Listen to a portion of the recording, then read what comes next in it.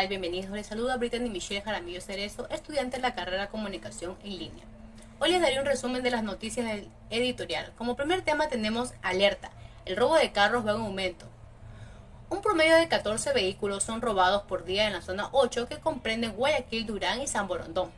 Si comparamos los primeros 4 meses del 2023 con el mismo lapso de tiempo del año anterior, hay un incremento del 41%.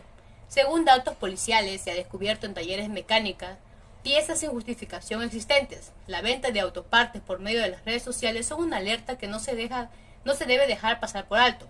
Un tema importante es que dentro de los robos de vehículos ya no se realiza solo por las ventas en partes, sino que las apartan para poder utilizarlas en delitos como la realización de explosivos caseros, sicariatos, secuestros, entre otros. Esto ya se conoce por las autoridades, que ya han sido llamadas para fortalecer los mecanismos de investigación.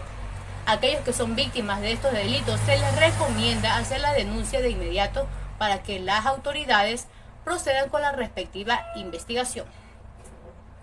Las autoridades estudian los modus operandi para hacer frente a esta situación con la finalidad de velar por la integridad y la seguridad de la ciudadanía.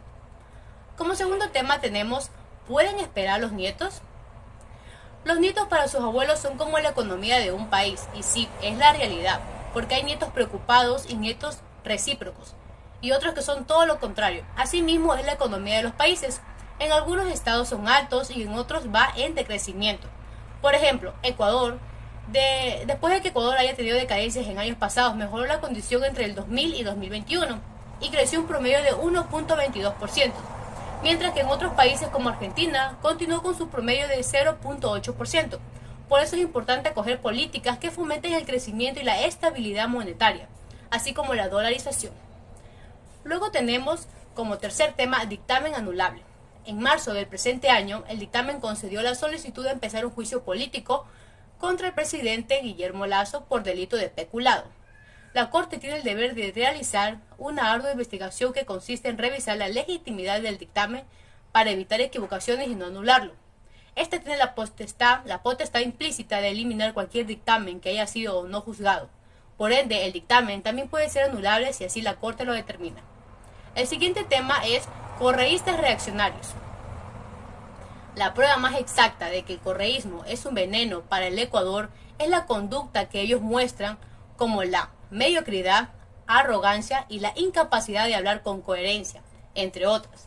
Estos no buscan el beneficio del país, sino de aquel representante. No le dan la importancia a los procedimientos, leyes ni a la justicia.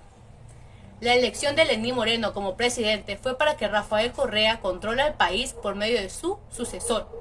Pero esto no resultó como lo tenían previsto, ya que el vicepresidente Jorge Glass falló en su papel tras ser descubierto en movimientos de corrupción. Dicho esto, los gobiernos de Correa son catalogados como mera publicidad y como desperdicios económicos, sociales y políticos. Por último, pero no menos importante, el tema pandemia del miedo. Como un mundo post-apocalíptico, aún quedan rastros de lo que fue una sorpresiva y triste pandemia. Señales de distancia social, carteles del uso de mascarilla en todo lugar y envases vacíos de alcohol tirados por las veredas.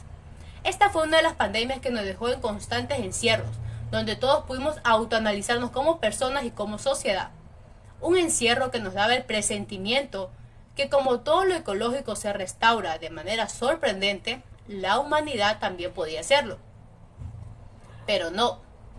Pasaron meses y sí, nos liberamos de la cuarentena provocada por el COVID-19 y ahora vivimos en un constante confinamiento por la inseguridad.